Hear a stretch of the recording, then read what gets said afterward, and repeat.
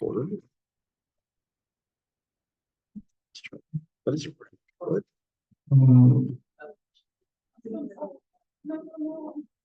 Okay. Boker Tov, everybody. Just want to get something set up here. Just want to give me one more second. Whoops. Okay. We learned today, Leili Nishmat Avigdor Chai Avram ben Rachaleh of Mer Tzvi, and also in memory of Judas Schlissel, who was buried last night, suddenly passed away yesterday. Shalom should have an aliyah. Also, of course, as always, for the refuah shlema for all the pzuim, and also for all the chatufim, and alive or not, get home today. Bezrat Hashem.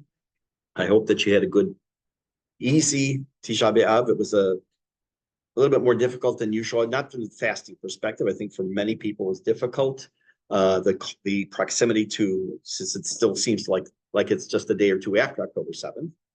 And each to his own or her own way that they had to or did not engage with October 7th yesterday. I chose purposefully to almost not engage at all. Or day before yesterday, I guess. Yesterday was Wednesday. Today is Thursday. Got it. Okay. I want to share with you two interesting things. I think they're interesting. It's been an interesting day for me, Baruch Hashem.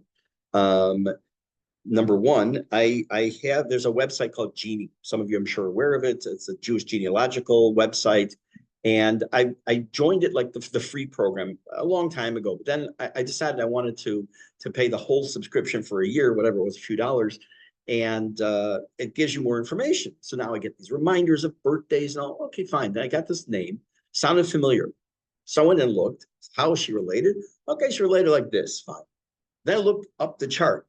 I found out that I have a cousin whose wife is a direct descendant of the Alter Rebbe, the Admor HaZaken, who wrote Tanya, the original Lubavitcher Rebbe. So that was pretty cool to find out. Same day that I had made a decision a while back. Some of you may be aware that every guy who puts on tefillin wears what's called tefillin of Rashi. Rashi had a specific order that the parshiot are written in, the little scrolls that are inside the Shel Yad and the Shel Rosh. And his grandson, Rabbi Tam, disagreed with him about the order.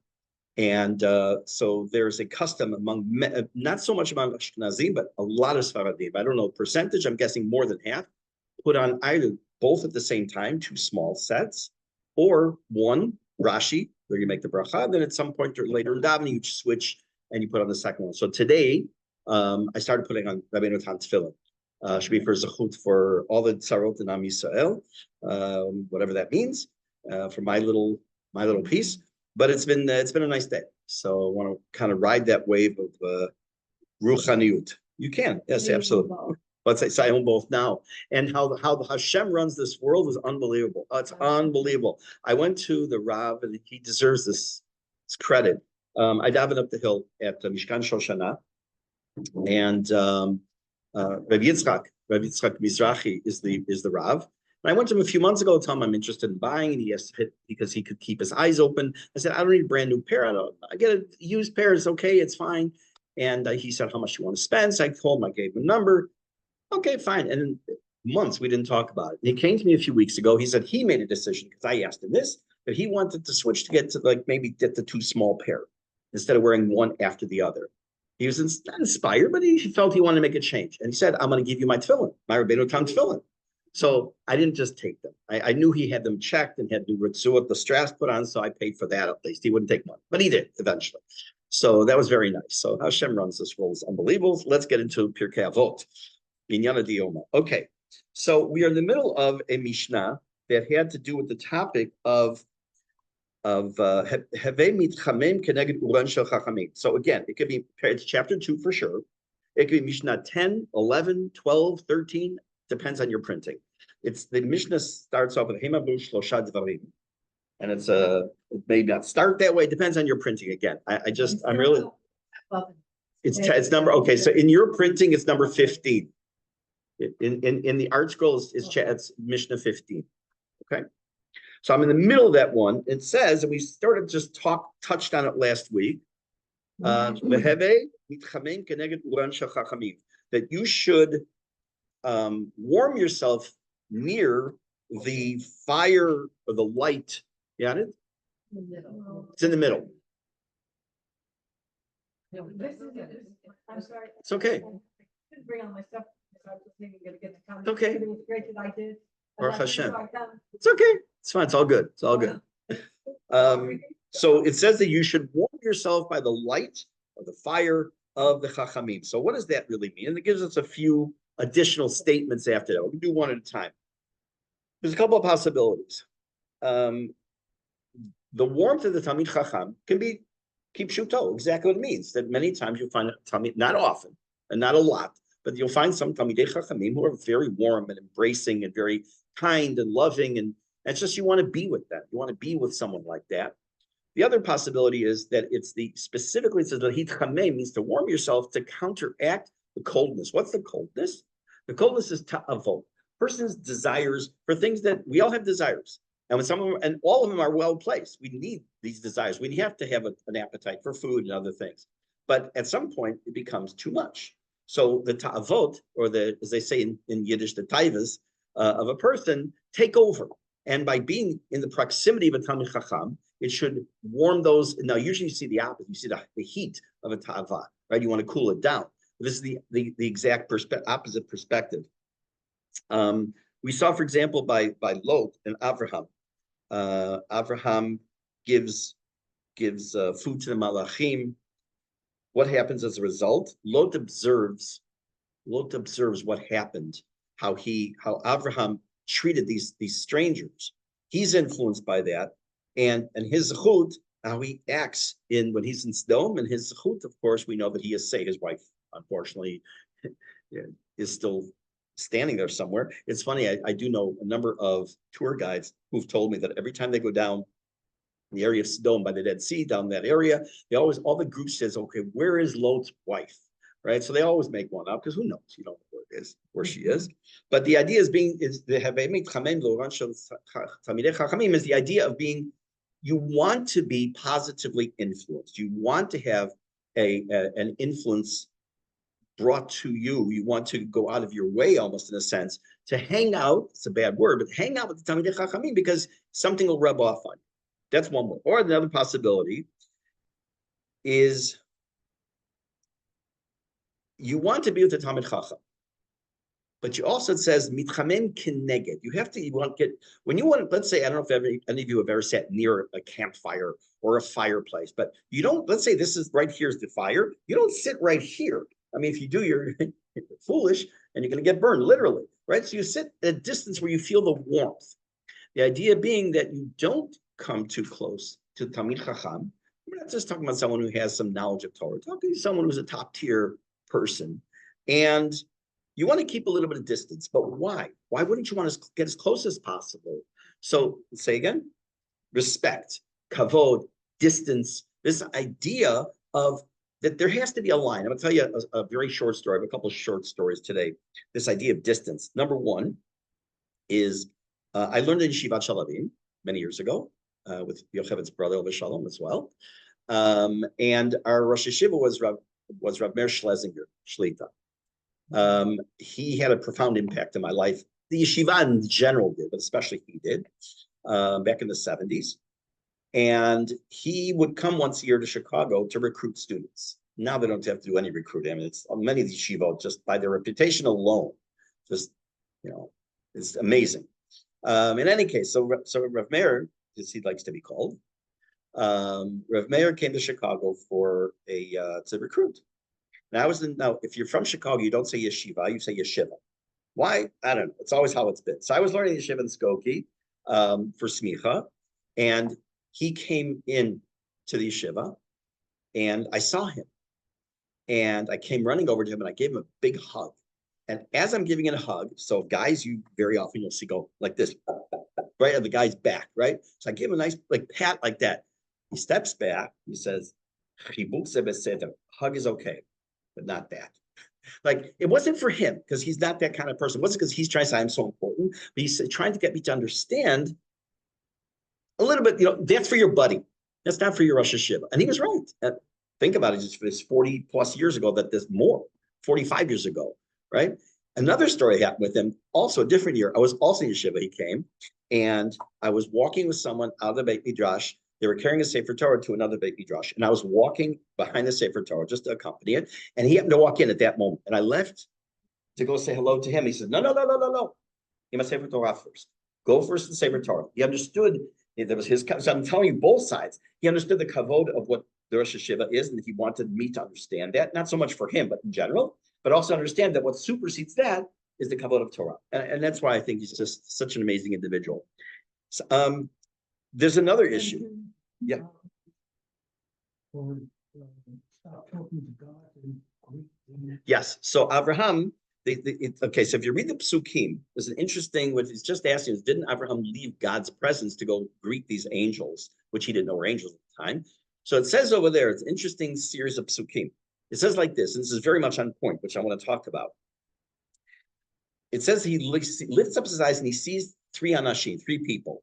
And then it says, Vayaratz likatami, ran to greet them. And he said, Adonai namatzati chen beinecha, anat tavor me'alavtecha. He's ostensibly talking to these angels. He's saying, sirs, if I have found favor in your eyes, please don't leave. But there's an opinion that says the word Adonai is Hashem. He's telling Hashem, I'll be right back. But that's the wrong order then. It's the wrong order. He should have said that he says, Hashem, I'll be right back. And then it's to say he ran out to greet the malachim.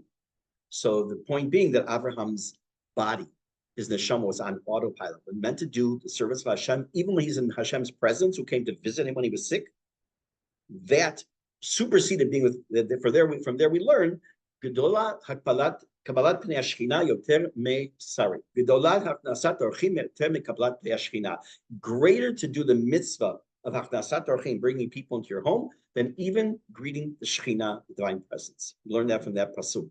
So that is very much on point, because this is the kind of action that Lot saw. He was aware of that, and it influenced him, and it's what his zechut was in being saved from Sodom. The flip side of this idea of why fire? Why use that expression even, heat? Unfortunately, as you know, over time, it's hard to understand and believe, but sometimes rabbis get into fights about things. I know it's tough to accept and believe. Probably one of the more famous, and we're going to get this in Jewish history class in the next 2-3 months probably, is a famous machloket that happened, or a dispute, very public, between two gedolim. One was Rabbi Yonasan Eibschutz, and one was Rabbi Yaakov Emden. I'm not going to give you the background of who they were right now. They were in the 1700s, and this is shortly after the Sabbatean controversy. This was Shabtai Tzvi, who turned out to be a false messiah, who converts to Islam. And at one point, Rabbi Yonasan Eibschutz wrote something called a kameya. Kameya is an amulet. There's still people nowadays that will do that. It's a very, very rare thing you're going to find. But someone who's Kabbalistic will write a series, whether it's a combination of Hashem's different names, different psukim and all, and it's worn, not this isn't the amulet, but it's worn as to ward off evil spirits, so to speak, or whatever it might be. It serves purpose. So Rabbi Yonasan Eibschutz wrote one, and Rabbi Yaakov Emden got wind of it, and he saw it, and he felt that what was written in there showed that Rabbi Yonasan Eibschutz was actually influenced by Shabtai Tzvi, and he was going to be himself a false prophet, a false messiah. And they publicly had a war. Terrible letters that went back and forth publicly, and so these things, unfortunately. So what does it mean that you should hitchamen keneged oran? So you don't want to get too close to the controversy. You need that's like the war, so to speak, is going on between them. You don't need to get burned up in that. That's because there are things that you and I won't know what's really happening. I lived through something like that myself, also in the 1970s, and also at the Yeshiva at Skokie. In my sophomore year, second year in high school, Rav Aaron Soloveitchik Zatzal was the Rosh Yeshiva. Actually, he was originally offered the position, if I'm not mistaken, at YU, and he turned it down. And of course, we know that Yoshever Soloveitchik was given the position, and the rest is history. He became the Rav. Anyway, so the Soloveitchik family in general has always been somewhat controversial. It's very positive, phenomenal, unbelievable Talmidei Chachamim, but there have been certain controversies that have followed them over the years. I don't know if you know that Rav Yoshever was offered to be a candidate, the chief rabbi of Israel. He didn't win, obviously. Yeah. And I will just tell you parenthetically, I watched Rav Aaron latter part of his life, I was at his Levi also, but the latter part of his life saw him putting on tefillin. He had Parkinson's, he had all kind of health issues. And he was putting on tefillin, probably took him 15, 20 minutes just to put his tefillin on, maybe a little exaggeration, but not much. And he wouldn't let anyone help him. I mean, he was so dedicated to the mitzvot that's again, like Yaakov, Avram Avinu, and all. You saw it. You really saw this gadol.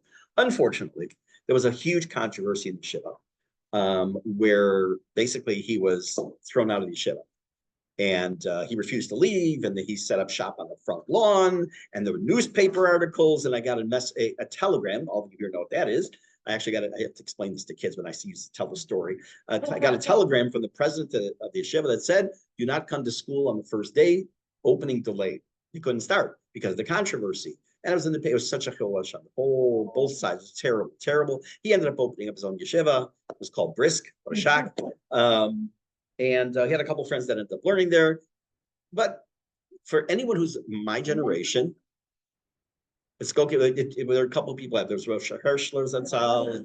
No, there was a series after that. So what happened was anyone who grew up in my generation in Chicago, if you ever went to a wedding, I still hear it in my head to this day. There was a song, Yitamu Chatayim Mina Aretz, okay, that the sins be eradicated from the earth. All right. So people would sing it with like the ones who were very much in favor of Aaron's Zatzal, because they were calling the people, they were the chotim, they were the sinners for having thrown Rav Aaron out. It was like you saw it at every wedding at that time. It was really terrible. So I'm so glad that's way in the past. And it's only a story from 45 years ago plus, Baruch Hashem. But I'm mentioning it because sometimes we see these things in the Mishnah. It's like, oh, okay, very nice. But you live through it. And you see some of these things. I can tell you about Rabbi Yonasan Eibschitz. I can tell you about Rabbi Yaakov Emden. But I can tell you, like the Gemara says, B'didi Haviuda. I saw this case. I saw it with my own eyes. So in any case, so that's this idea. So what does it mean? I'm going to read to you in a translate, of course. You don't have it in front of you. First, let's just take a look at the next part of the Mishnah, and then I'll translate, and then we're going to hear some words from Rav Steinsaltz. Be careful not to be burned by their coal. Their bite is the bite of a fox. And their sting is the sting of a scorpion. And their whisper is the whisper of a saraf, which is a type of an angel. And all their words are like burning coal. Okay. This sounds like, what's it? Serpent, right? Oh, yeah, saraf. Yes, because seraphim are also angels and are also the serpent, like the one by Moshe puts up to stop the plague, right? Which is where you get the serpentine thing of the for the doctor. Yes. So, all clear, huh? What's going on here? It starts off by saying you should heat yourself up by the chachamim, and it says, whoa, they're really, they burn you, and they're like coal, and they're like a serpent. What's going on? So I'm going to read to you. You don't have it in front of you. I can send it to your phones, but I prefer listening right now. I'm going to read and translate what Rav Salvage. Let's try that again. What Rav Steinsaltz has something to say. I did. I'll have some more. Maybe it's not water. Be careful from their cold. You shouldn't get burned. You should need to remember that because the Talmidei Chachamim are in a sense compared to a form of fire, they can be very dangerous to those who insult them, hurt them. Therefore, it's good to keep your distance a little bit of respect from the Chachamim, and to give them proper derech eretz. So Rabbi Eliezer adds in this Mishnah and says, and therefore he said, I want you to be very aware that yes, while they're phenomenal and you need to get to warm yourself up near them, don't get too close in a metaphorical sense. And he says what? That their bite is the bite of a fox. Hurting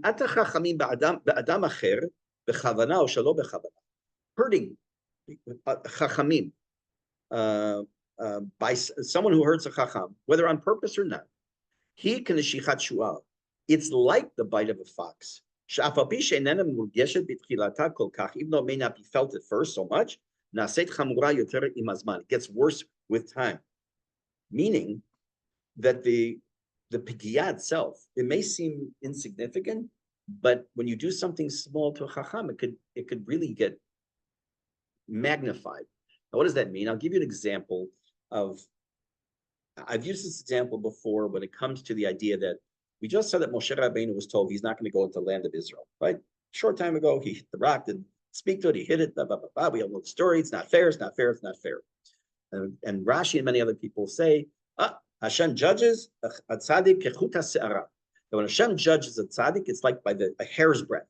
That what you and I might do is no big deal, but if the tzaddik does it, it's terrible. So I've had this mashal in my head for years. I've used it, and people seem to agree that it matches. And I think this is it here too. Imagine you have two cars. You have a Lamborghini that's worth about $150,000, and you have a broken down Yugo from Yugoslavia, which they don't make anymore. As far as there's no Yugoslavia anyways, I know. Okay, whatever it's called nowadays, the Yugo Republic. Anyways, so I take my key and I go like this on the side of both cars. So on the Yugo, it probably improved the value because now it has something beneficial. It can put some stuff inside that scratch. And for Lamborghini on this $100,000 car, probably did $50,000 damage. I mean, it's a little exaggerated, right? Same scratch, same length, same depth, everything. What the difference is what the value of that car is. So let's say I would to chas v'shalom insult one of you, or I would hurt you some other way. Okay. But if I were to do that to the chief rabbi or something, I go to Rav Nagari Shlita and I do the same thing, it'd have a very, very different. So that little bite, so to speak, it's not that their bite is that bad. It's the bite that you're doing, but that's his perspective. And their sting is the sting of a scorpion. It gets worse over time. If you've ever, you never should be bitten by one, but if you've ever been bitten by a scorpion, I know a couple of people who have. At first, it feels like a little sting, and then it gets worse, worse, worse. It gets worse. When the Chachamim whisper, they say things out of anger. When a Chacham says something out of anger, even if they're not screaming, meaning like the equivalent of "get out of my face right now," as opposed to screaming. It's like the sting of a poisonous snake. It's very, very dangerous. And in general, it says, and all their words are like coals of fire. The words of a chacham have both fire and heat. So therefore, you have to be very careful in how you talk to, how you approach, how you deal with the Talmid Chacham. So on the one hand, it sounds like, wow, it's so good to be near Talmid Chacham. On the other hand, you also have to keep your distance. You also have how you and what you say to the Talmid Chacham. It's be different than how you address to somebody else, which is why in Hebrew and in every other language on earth, almost except English, the idea of talking in third person to the Rav, to somebody like a Talmid Chacham, you know what I'm talking about, right? You're talking third person. Let me clarify. I got a couple blank stares. That when you, I would never say to Rav Aviner in English. I'll say in English, but I'll translate in Hebrew. Said, "Would you like a cup of water?" I would never say that. In English, it's perfectly fine. In Hebrew, you wouldn't say "Ha'im ata rotzeh." You would say "Ha'im harav rotzeh." You don't say "Would you like?" You'd say "Would the Rav like?" Talking third person. It's respect. It's true in Yiddish, French, Spanish, Latin, Italian. Every language that I'm aware of, I don't know about Chinese and Japanese. I have no idea, probably, especially Japanese. They're very much into respect. But third person, you don't talk to somebody in second person like that. So that's one perspective. The other hand, you have to also keep in mind that the lack of distance. Now, sometimes it happens. Sometimes they'll break in the distance, and it's by design, and it's good to become closer. That's okay. It's as long as that's what the Rav wants. But if it's not, and they wants to keep that distance, then you have to respect that, right? Now, that Mishnah is all about Talmidei Chacham. At the latter part, the first part, which we did a couple of weeks ago, 3 weeks ago, it talks about friends. The same Mishnah, just going back a couple lines. The honor of your friend should be as important to you as your own honor. And then don't be so quick to anger. And then do tshuva the day before you die. Those are all the things just before this. So we really have two halves to this Mishnah. The first half being your day-to-day life, the people you will come in contact with on a regular basis. Most people don't come in contact. I'm just going to use the chief rabbi of Israel as an example right now. Whether you feel it's a good example or not doesn't make a difference. The chief rabbi is, we don't usually come in contact on a daily basis with the chief rabbi. Now, my guess is the people that come in here, no matter what your politics are, or what your Edah is, you're going to have the proper respect for the chief rabbi, speak to them third person, and there's going to be a healthy respect, not fear. It's not a human being, but proper respect for the Torah and what that person represents. It's not so much about the person, it's what that person represents. So this Mishnah from Rabbi Eliezer is giving us these two windows into two parts of our lives: our daily life with our friends, how we're supposed to act, be friendly, be good. You want to make sure that you treat with respect the exact same way you want to be respected. You should respect the other person. Don't get upset too easily. And when you do tshuva, and also do tshuva before your person passes away. And the second half of the Mishnah is how you deal with I don't want to say rabbinic community, because it's a misnomer, because there's like a big wide range. Okay, talk about, again, my expression being the top tier. Right? When you talk about someone who's a big Talmid Chacham, and how you're going to relate to that person is not the same way you relate to your friends. And by the way, the same is true in academia. I would hope, not always, but in academia, you will find sometimes, first of all, let's assume for a moment that the person's a good person. Okay, if they're not a good person, then this doesn't apply. But if you have someone who's the chancellor, or the professor, or someone and you're just a student, right? So how you relate to that person can be different than how you relate to your fellow classmate. Now, what I want to do is look at the next Mishnah, but mine's Yud Aleph. I think yours will be Tet Zayin, number 16 or something like that, for some of your printings. It's a short Mishnah. Now, remember, a couple Mishnayot ago, we talked about 5 rabbis. So now we talked about one of them. Now we're going to go into the second Rav. His name is Rabbi Hoshua. It says Rabbi Yoshua Omer. Remember, each one of these rabbis said 3 things that are recorded. We did the first one. We did Rabbi Eliezer. Now in this Mishnah, we're going to talk about Rabbi Hoshua. Rabbi Yoshua says as follows: Ayin hara, yetzer hara, v'sinat habriyot, motzi'in et adam min haolam. An evil eye, yetzer hara, the evil inclination, and hating people or creations, take a person out of this world. Now, there are many times in Pirke Avot that you're going to have similar statements by different rabbis. For example, this statement is made with different words. It says, there's another statement in Pirke Avot that talks about someone who's all into their own honor, and someone who's jealous, and someone who is filled with all kinds of desires, takes them out of this world. So we have similar statements by different rabbis. This is the one that we're coming across first. So let's talk about this one.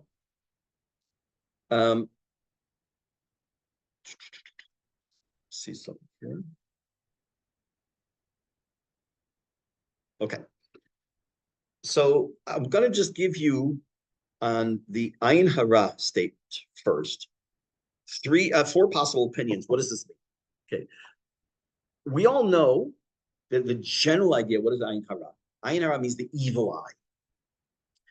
And I've said many times, it's not my original line. I've said many times that even people who don't believe in Ayin Hara, you'd be very hard pressed to be traveling at 120 kilometers an hour and saying in their car, I've never been in a car accident.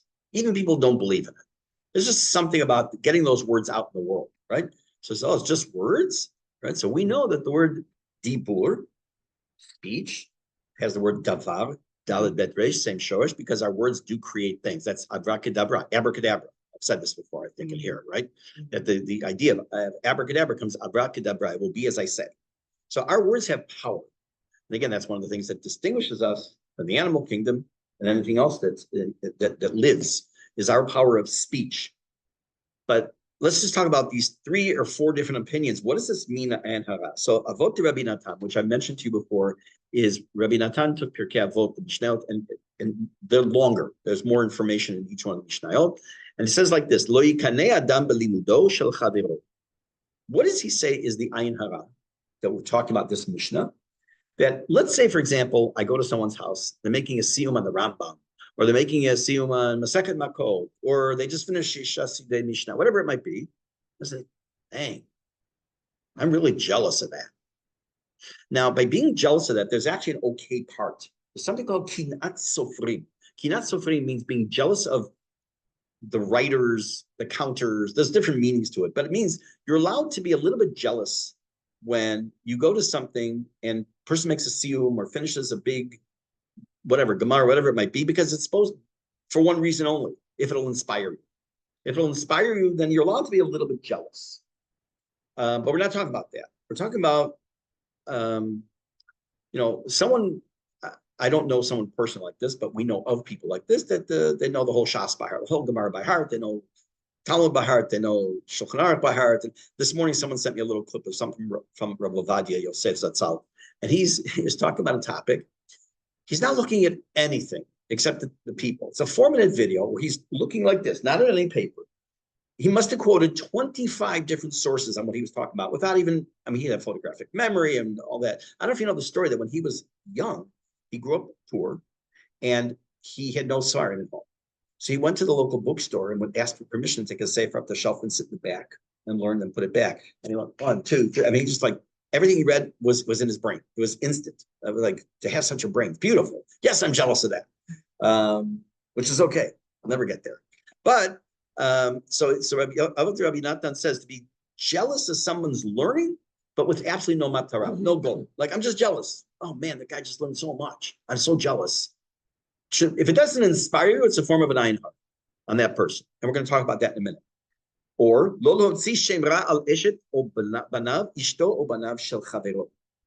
you can't. What is this ayin hara? Is saying some kind of lashon hara, not just stam, which itself is bad. Even worse when you talk about your neighbor's wife, their kids, because why would he mention that specifically? Remember we talked about there's going to be other Mishnah like this that we haven't come to. One says, Oy l'rasha, oy l'shcheno. Woe to the Russia, woe to his neighbor. We talked about the influence. We talked about being a good shachen, being a good neighbor, because the neighbors are the closest you have right outside your immediate family that are near you. So it's a value, it's a measure, as I say this with 2 of my neighbors sitting here, Baruch Hashem, in my immediate building, and hope we're good. We are, Baruch Hashem. So that it's bad enough when you speak lashon hara, but you're almost talking lashon hara about your own family, even because it's your neighbors, people you're supposed to be. That's me have to be the best friends. We're besties. We don't go out eating all the time, but you're friendly because you share the same property and you're the same place. So he says that itself is really a form of ayin hara. The Rambam and Rabbeinu Yonah have a different approach. And they say it's midata kamtsanut and chemdat hamamon, being a miser and also someone who has a drive and desire for more and more and more money. Kohelet tells us, I don't remember which parak. I'm going to guess 12, but I don't know for sure. Ohev kesef lo yispar kesef. A person who loves money will never be satiated with money. There's never enough. There's never enough money if you love money. Everyone wants to have an income or a pension. Everyone wants to have money in their bank account. Everyone wants to have not to have to worry about money. But there's a very big difference between being, thank God, either comfortable or they don't have to worry about money and being someone who their lives revolve around the next dollar they're going to make. As I've mentioned before I was a Rav in Shul, I worked for 17 years in the business world, worked in 2 places as director of purchasing and worked with white, black, Mexican, Oriental, like you so call them, Asian, don't call them Oriental anymore. All kinds. And there were only a few Jews in the whole company. And there were the owner, his son, daughter and son-in-law, and his nephew. Those are the only Jews in the whole company besides me. And whenever someone in the company lost a relative, they would make a little collection. Someone would go around with an envelope and put a few dollars in just to give to the family. Again, keep in mind, 95% of those people were black or Asian or whatever. Didn't make a difference. We always gave. So I was out in the shop one day, and this one lady, Juanita Rogers, she was doing a collection. I guess someone lost a relative. I can still hear her. She goes over to the nephew of the owner. not a religious guy, a Jewish guy. And she said, he said his name was Art. Art, take one of them rusty dollars out of your pocket and put it in the envelope. She just assumed he was a stingy Jew. The way she said it was just her bias. It was just like he and I looked at each other. We literally burst out laughing. You don't want to have a reputation of being a miser. He was actually a little bit miserly, but that's okay. But she just saw it as Jews, their money. He says, take one of them rusty dollars out of your pocket. Anyways, so the Rambam says that that's the form of the Ayin Hara. Exactly how that works with the idea of Ayin Hara, I'm not sure. The Rashbetz says, Nezek shenigram bikvot hitbonenut ve hakina. This is the classic. I'll explain what this one is. There's a Gemara in Bava Batra. For those of you who learned Daf Yomi, you learned this a couple months ago.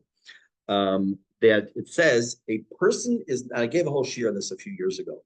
A person is not allowed to stand next to somebody's field when their crops are in the height of their growth. Meaning that's they're beginning of they're in the growing process. Why? Because you may damage them. Going to damage the crops that are growing? How does that work?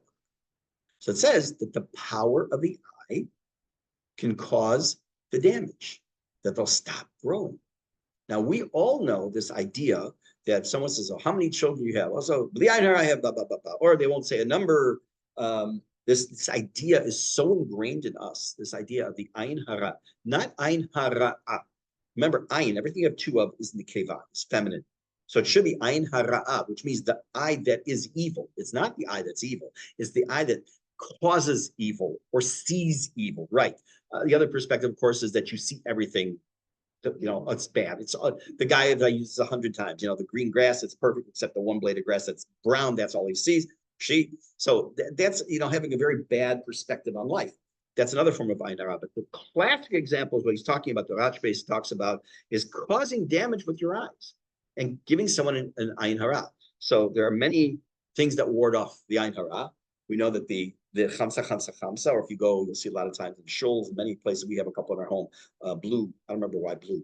It keeps away the shadim or something. I don't remember. Yes. Oh, yeah. Definitely. Yeah. Very much so.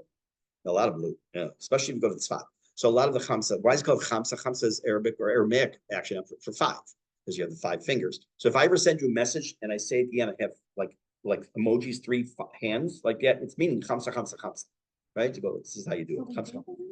Yeah, of course. We do have a belief that you don't wait. You don't have to believe it, but you do have to understand that our words have power, and if there's a power to them, there has to be an antidote.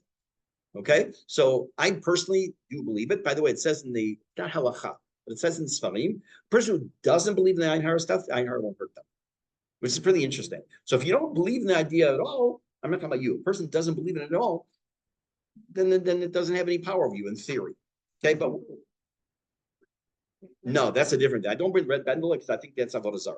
That's something else. That they believe this red bendel is the idea that this guy, who's especially the guys that stand near the kotel and the stairs, who they say they took the string and wrapped it around Kever Rachel, and then they cut it for little bracelets to sell against evils.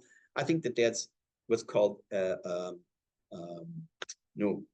Amori. It's like the way of the Emorites, which means Avot Zarah.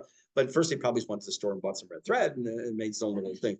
Okay. But the idea of the eye, the idea of the chamsa, that already has ancient background to it. But I could say the worst is it won't hurt you. You know what I'm saying? It's not like it's going to be bad, but right, you're going to find it mostly among Sfaradim. And what you also hear among Sfaradim a lot is instead of saying B'liyan Hara, they'll say Ben Porat Yosef. Okay, Ben Porat Yosef is an expression that comes from Parshat Vayechi. It's not Zot HaBracha, I think. Yeah. Right. So the whole, and also it says that the fish are not ever affected by Ayin Hara because they're not seen because they're below the water, and Ayin Hara only affects things that are visible. So it's a very long discussion. I don't want to get into that. I just want to mention one more thing here. But the Me'am Lo'eh said, and we're going to stop. If I could read my writing. Whoa. Everything is. Yeah, I already said it really. This is that everything that you see, why is it that seeing something always negatively? Why is that we forgot, it says motzi'in adam min olam, takes the person out of this world. What's the big deal? Let's say I have a negative view. He's this kind of guy, and this is it's not going to work, and it's just boring. So why does it take me out of the world? Because it causes me grief. causes me anguish. And we know that mental health, we know, especially in the last 20, 30 years, no,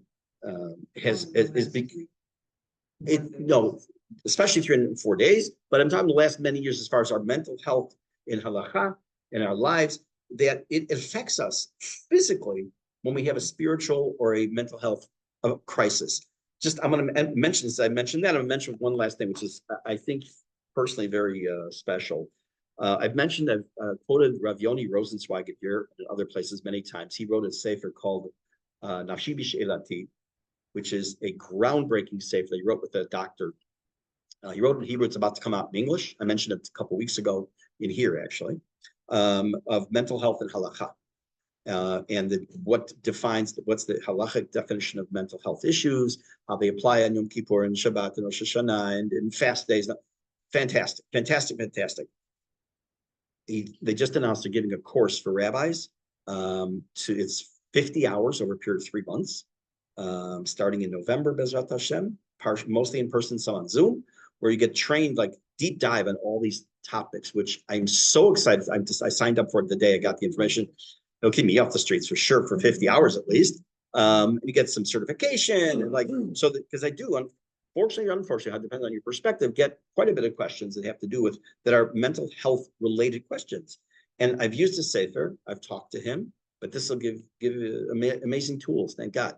So the reason I'm mentioning it is not because of me. It's not all about me. It sounds like it is today about the Shiva story, but it's about just knowing that how things are changing, growing. Baruch Hashem, when we see a mission like this, and now to know that there are antidotes out there, there's things that are workarounds that help us, I think that's wonderful. All right. A good day to everybody. Bezrat Hashem, it should be a good day full of good news. Thank you so much. Yes. Correct.